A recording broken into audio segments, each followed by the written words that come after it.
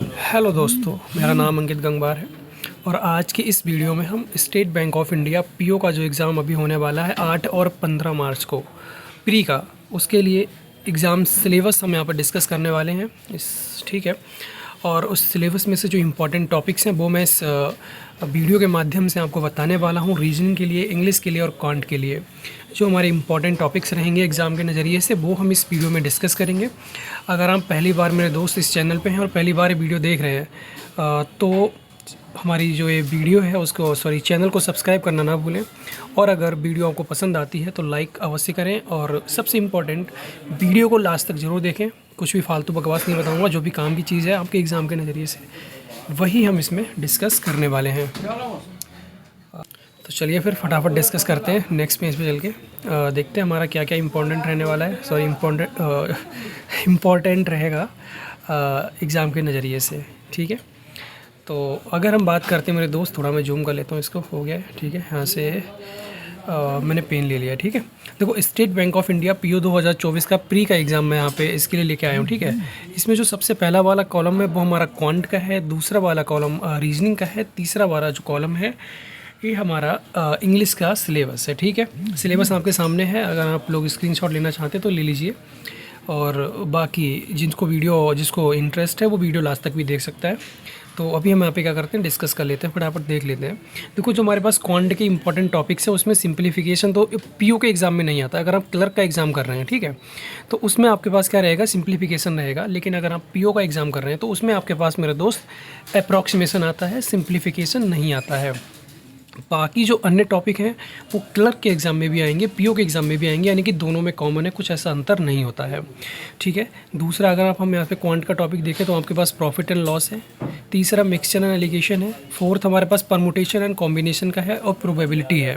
ठीक है, work and time, sequence and series, simple interest, compound interest. ठीक है, सर्च एंड इंडाइसिस, इसके चांस थोड़े कम होते हैं लेकिन आ सकता है। ठीक है, मेंसुरेशन हुआ, टाइम एंड डिस्टेंस हुआ, data interpretation, ratio and proportion, number system and percentage मेरे दोस्त। ठीक है, ये सारे वो टॉपिक हैं जो आपके एग्ज़ाम के नज़रिए से बहुत ज़्यादा इंपॉर्टेंट होते हैं। क्यों मेरे बात मैं ऐसा क्यों बोल रहा हूँ मेरे भाई, देखो डाटा इंटरप्रिटेशन है, एग्ज़ाम में आएगा ही आएगा। ठीक है, 2 से 3 आप क्या मान के चलिए, डीआई आपके पास रहने वाली है, ये कहीं नहीं जाने वाली है। ठीक है, वहीं अगर हम बात करते हैं इसमें, एक मिनट, ठीक है, 2 से 3 आपके पास यहाँ पे जो डीआई है वो रहने वाली है मेरे भाई। ठीक है, वहीं अगर हम बात करते हैं अप्रॉक्सीमेशन की, तो अगर अप्रॉक्सीमेशन रहेगा तो मेरे दोस्त ऐसा मान के चलिए 4 से 5 क्वेश्चन अप्रॉक्सीमेशन आने वाला है। ठीक है, क्योंकि स्टेट बैंक ऑफ इंडिया के पीओ का जो एग्ज़ाम है उसमें क्या देखने को मिलता है मेरे दोस्त, 10 क्वेश्चन अप्रॉक्सीमेट अब मान के चलते हैं कि हमारा क्या रहेगा, स्पीड मैथ का रहेगा। स्पीड मैथ बोले तो अप्रॉक्सीमेशन आ सकता है उसमें हमारे पास। ठीक है, उसमें जो क्वाड्रेटिक इक्वेशंस होती हैं जिनमें हमें एक्स का वैल्यू फाइंड आउट करना होता है वो आ सकता है। नंबर सिस्टम यानी कि इसमें क्या होता है, जो हमको गलत पद छांटने वाला होता है, या फिर हमको क्या करना होता है, श्रृंखला का अगला पद ढूंढ के देना होता है।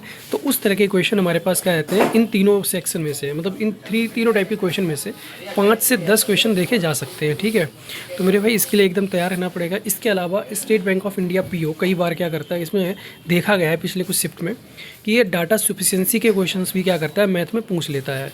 और डाटा सफिशिएंसी के बारे में आपको पता ही होगा, क्वेश्चन हमारा किसी भी टॉपिक से हो सकता है।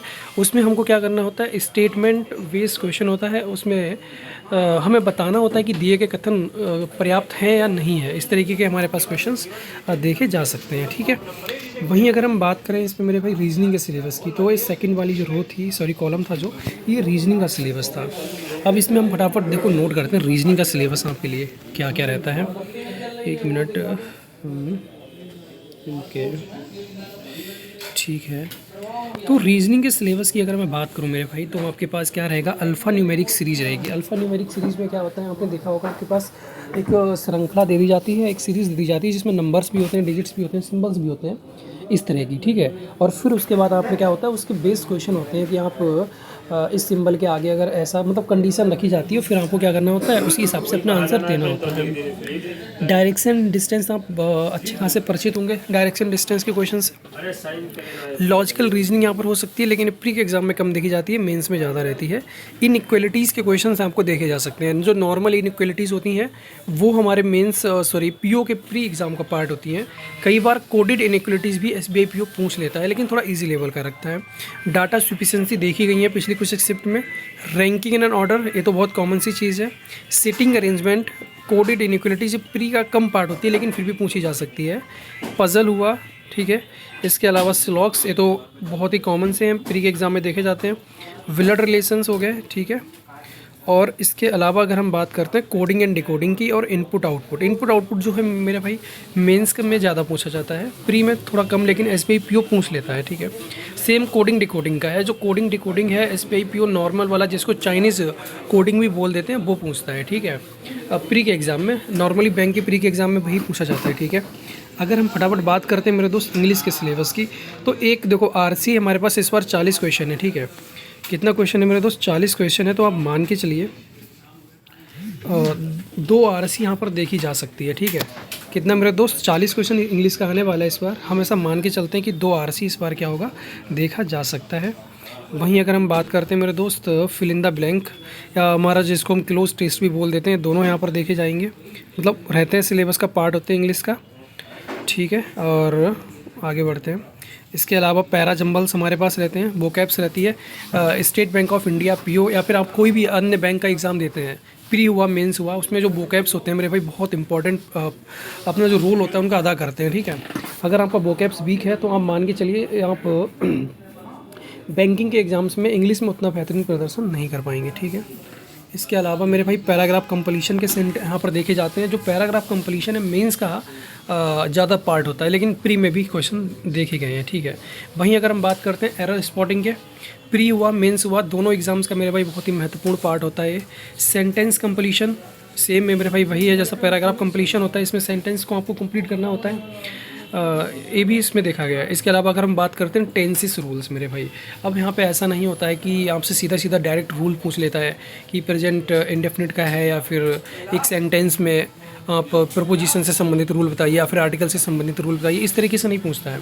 आपके पास क्वेश्चंस रहते हैं, उसमें एरर स्पॉट के फॉर्म में रहेंगे, क्लोज टेस्ट के फॉर्म में रहेंगे, फिल इन द ब्लैंक के फॉर्म में रहेंगे, या फिर तो इस तरीके से आपका क्या होता है टेंस के रूल्स का नॉलेज चेक किया जाता है। डायरेक्ट क्वेश्चन रूल्स के नहीं होते हैं, ठीक है। इसके अलावा इसमें जो इंपॉर्टेंट पार्ट होता है वो आप देख सकते हैं, वर्ड एंड फ्रेज यूजेस के मेरे भाई क्या होते हैं कि इंपॉर्टेंट यहाँ पे देखे गए हैं। और एक आता है सेंटेंस रीअरेंजमेंट, आपके पास एक सेंटेंस दिया जाता है, वो टुकड़ों में तोड़ देते हैं उसको और ऊपर नीचे क्या कर देते हैं, मिक्स कर देते हैं, उसको अरेंज करना होता है। सेम इसी तरीके से पैराग्राफ का अरेंजमेंट भी करवाया जाता है, ठीक है। तो मेरे भाई ये आपका जो प्री का एग्ज़ाम का सिलेबस था, मोस्टली इसमें प्री के क्वेश्चन पार्ट ज़्यादा रखे गए थे। अगर हम बात करते हैं मेंस के पैटर्न की, तो मेरे भाई मेंस का एग्ज़ाम जो आपका होता है वो ज़्यादा अलग नहीं है, यही सब टॉपिक रहते हैं। मेंस के एग्ज़ाम में भी यही सब आता है, बस लेवल थोड़ा अप हो जाता है। प्री के एग्ज़ाम में लेवल थोड़ा आसान होता है, मेंस के एग्ज़ाम में क्या होता है लेवल थोड़ा हाई हो जाता है, ठीक है। बाकी टॉपिक्स यही रहते हैं, इन्हीं टॉपिक से क्वेश्चन बनते हैं, ज़्यादा कुछ अलग होता नहीं है प्री और मेंस के सिलेबस में। हाँ, लेकिन फिर भी जो मेंस का सिलेबस है उसके अंदर कुछ एक टॉपिक एडिशन अलग से हो जाते हैं, एडिशनल होते हैं, जैसे रीजनिंग में कुछ एक टॉपिक देखे जा सकते हैं। और अगर हम बात करें क्वांट में, तो टॉपिक यही रहते हैं जो हमारे पास हैं, लेकिन इन्हीं को अलग तरीके से पेश किया जाता है। एक से ज़्यादा टॉपिक्स को आपस में मिक्स करके हमारे सामने रख दिया जाता है।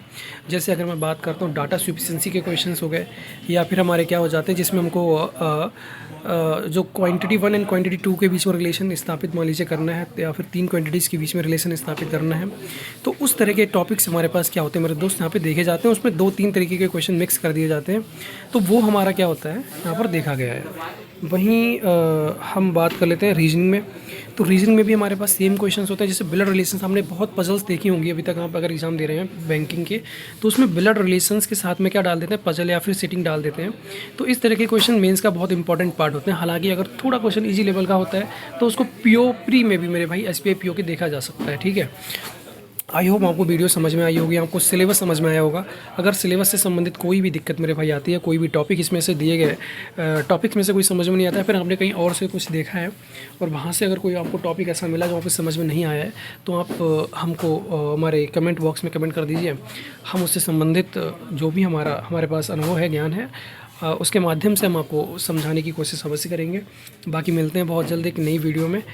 इस वीडियो का समापन यहीं पे होता है मेरे भाई। अगर वीडियो पसंद आई है तो लाइक कर दें, अपने दोस्तों में शेयर कर दें जो भी state bank of India PO and clerk की प्रैक्टिस कर रहे हैं। और मेरे भाई एक बात और बता देता हूँ, पीओ प्री का चाहे सिलेबस हुआ क्लर्क का हुआ, सिलेबस सेम ही है, बस अंतर जो होता है वो डिफ़िकल्टी लेवल का हो जाता है। क्वेश्चन क्लर्क में थोड़े आसान आते हैं, पीओ में थोड़े बढ़िया लेवल के क्वेश्चन देखे जाते हैं, और कुछ अंतर नहीं है, ठीक है। धन्यवाद। बाकी चैनल को सब्सक्राइब करना ना भूलें मेरे दोस्त।